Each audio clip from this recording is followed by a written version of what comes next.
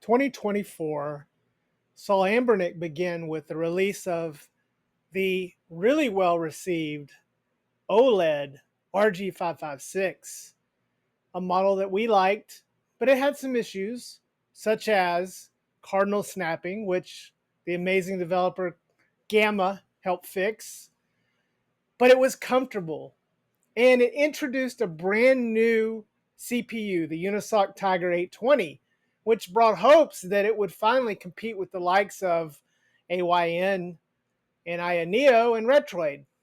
But alas, the 820 missed the mark just a little bit. But there was hope. And today, we're going to unbox and give our impressions, and I'm going to speak about 5 things that you should know about the follow-up, the sequel.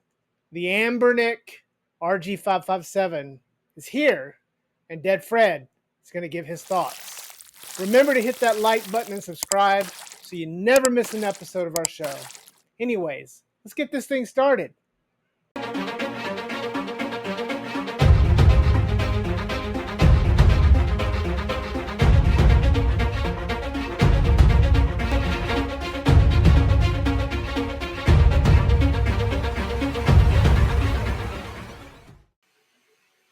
Feeling lonely?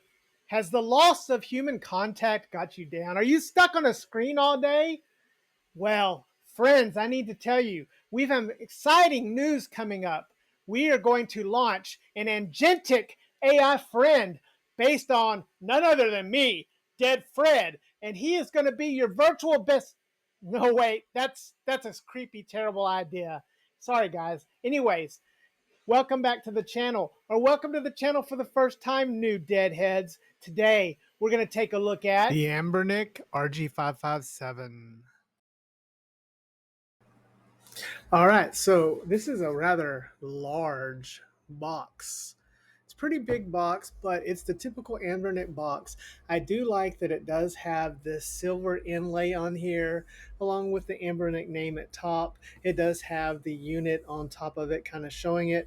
As we rotate around here, not much, but we do have the 2 colors. Yes, there's only 2 colors. There's the transparent purple and the white, which is the one we got. Moving over to the back of it, and again, not much here. This is a very kind of plain box for Anbernic, but plain and classy. I kind of like it. But let's get the box open, and whew, that nice sound. And first thing we see here is a thank you card. As I got it upside down, a thank you card. So that's kind of nice that Anbernic has put a thank you card in here. Talking about opening an app, my homepage, all orders. I'm not sure what that's about. Anyways, let's move the handheld out of the way. Oh man, this thing feels good.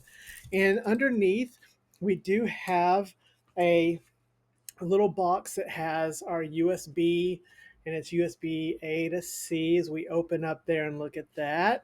So our typical USB charging cord.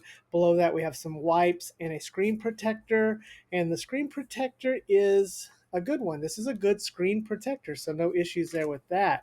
We do have a little baggie with some tops here for your sticks, those tiny sticks, so some toppers. And then we have the manual.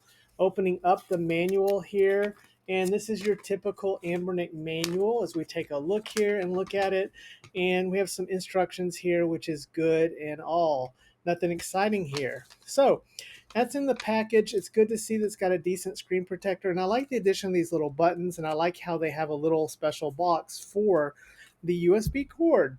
But let's put this all back because we want to get the handheld out, and we want to take a look at it, the real star of the show.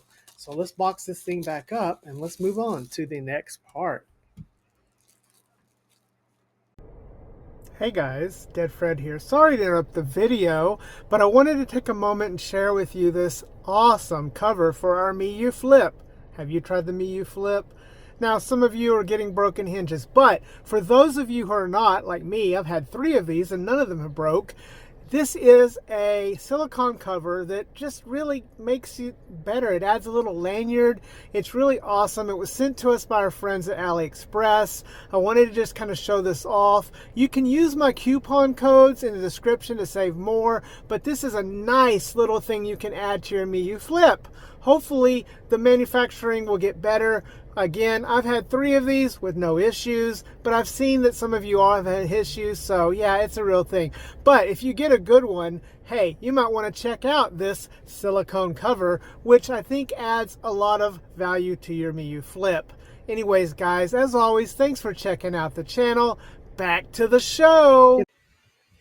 So before we get into those 5 things, or rather, the first of the 5 things is the hardware itself. Upon first taking this out and holding this, I was greeted with that familiar feeling that made the 556 such a popular choice. This is a comfortable handheld to hold. It is well balanced, the size of it, everything about it is just nice and comfortable to hold. Now the plastics used on this, that is a little bit left to be desired. We've seen some improved plastics coming through. We know something like Neo with their Pocket S or AYN with their Odin Portal are bringing out these beautiful, beautiful crafted machines. And if Anbernic wants to step up and play in that realm, they're going to have to get a little bit better with their plastic. That being said, I found this to be adequate. It has a little bit of sharp edges on the side, and it just doesn't seem to be quite at the asking price what I would like to have been. That being said, I love holding this thing. I love playing on it, especially in bed, on my back. This is a very comfortable handheld to hold. So again, this has really nice design language. I just wish it was made a little bit more premium to match the price that they're asking. Now, testing the buttons, and we have, oh, that nice familiar Anbernic hardware. The D-pad and the buttons themselves are quality Anbernic style that we're used to. The only issue, and you've probably seen this in other videos, are these tiny sticks. Anbernic has changed the sticks. I don't know why. Why did they change the sticks? Because they were so perfect on the 406H. But they changed the sticks, and these are very small. They're tiny. They do give you a couple of covers to add to them to add some grip, which is nice. But the top of the caps are no longer removable, and they're just simply too small, okay? If I'm going to knock the hardware, the 2 things are the plastic doesn't feel very premium, and the sticks, while very functional, no cardinal snapping, work very well, are simply just too small to hold. Let's move on to number 2. All right. Second thing you need to know about this handheld is the fact that Anbernic has shipped this with an app. Now, we talked earlier about KinHank and their sort of questionable use of software and the way that they had launched their Android, which we like quite a bit. So Anbernic is taking a different approach. This ships pre-installed with a software called Rixel. And this software essentially allows you to directly load ROMs from the internet onto your handheld. So anywhere you have access to Wi-Fi, which is practically everywhere, you can load the app up, and I'll show a little footage here. Load the app up, pick out a ROM you're seeking, and download that ROM directly and play it.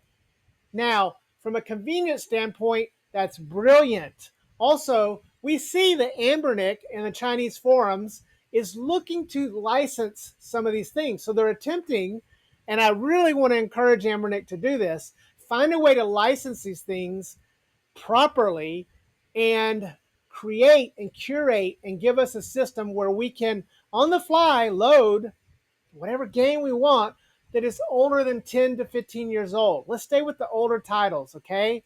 If something has been out for 30 years and the copyright owner has not really defended it, I really think that it should be considered public domain. I know that's not the case.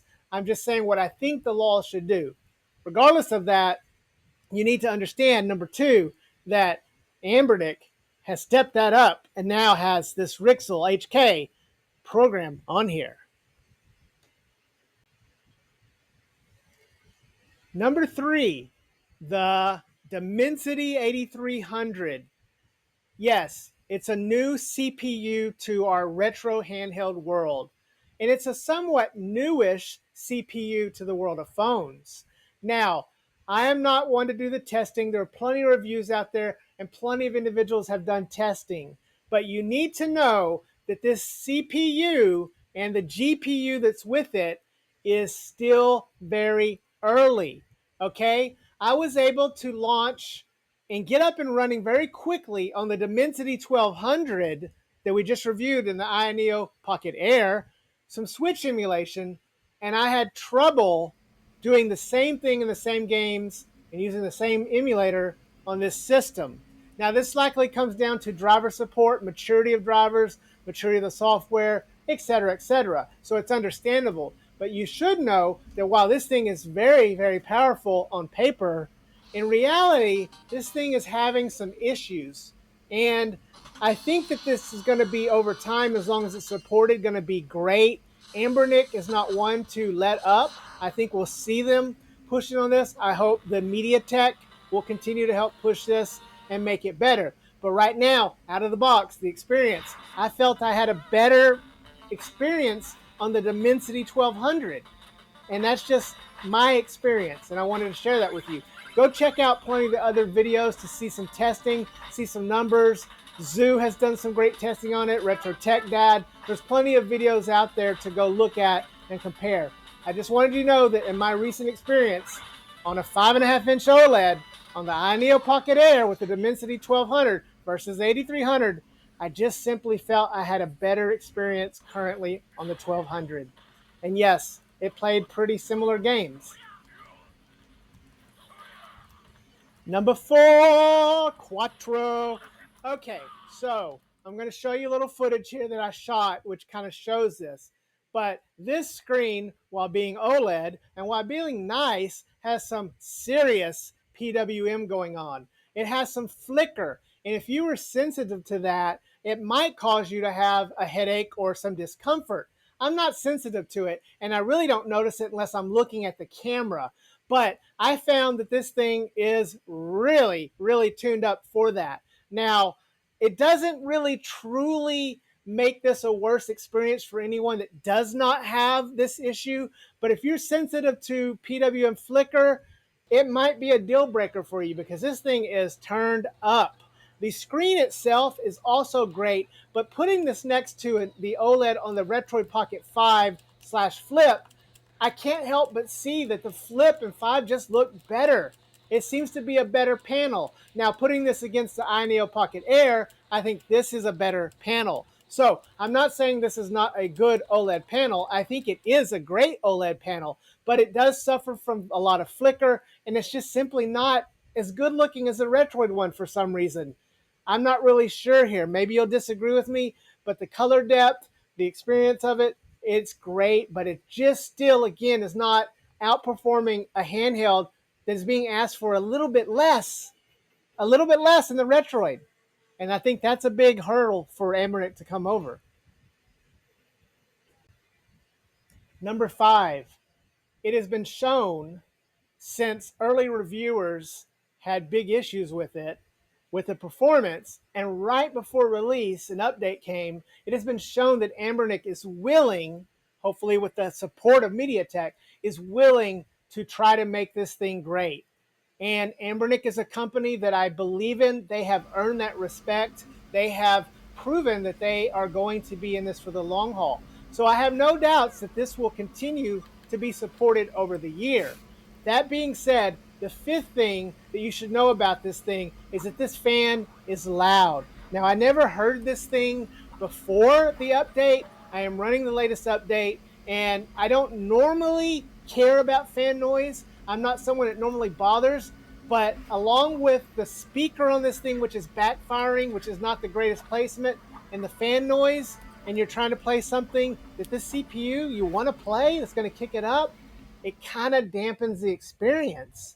I kind of, again, found that something I'm not normally concerned about is kind of rearing its head on this handheld.